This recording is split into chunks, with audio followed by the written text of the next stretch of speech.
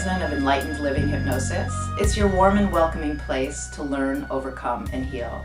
Today I want to share with you two things. One is 4 tips to help you break through old and negative ways of thinking and feeling.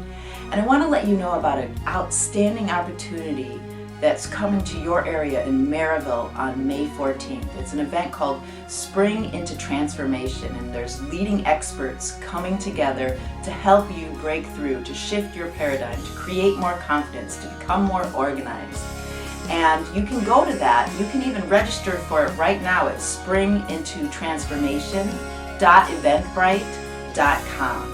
But I also want to share with you 4 tips to break through your negative thinking. And this will give you a little taste of some of the experts and what they'll be discussing and doing for you at this event.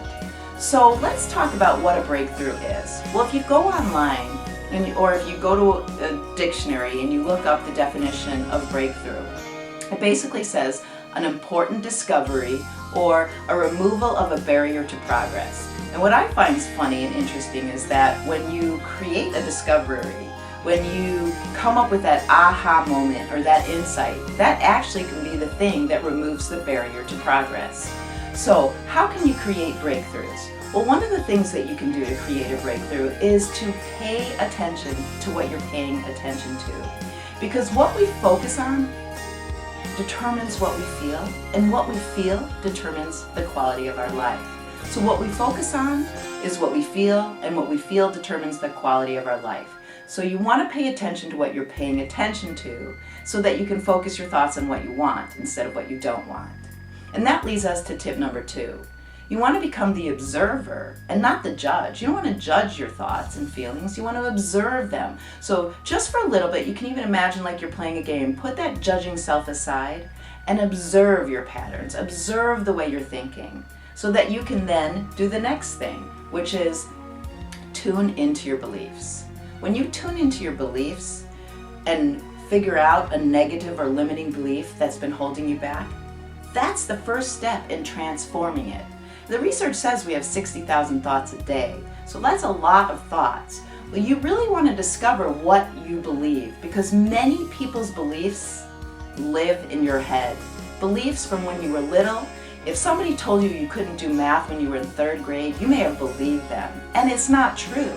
Or if you grew up in an environment that was surrounded by preconceived notions and things like that about people, places, and things, that can still be affecting you today.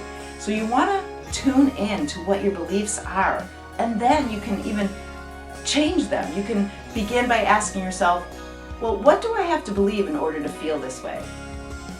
What do I really believe about this situation, or what do I believe about this person? And when you write down the answers, you can start to feel a lot more resourceful and lead you down a path that's success, creating new ideas. When you can figure out and discover what that belief is, you can then change it to the truth. The 4th thing is asking yourself resourceful questions, like what I just mentioned.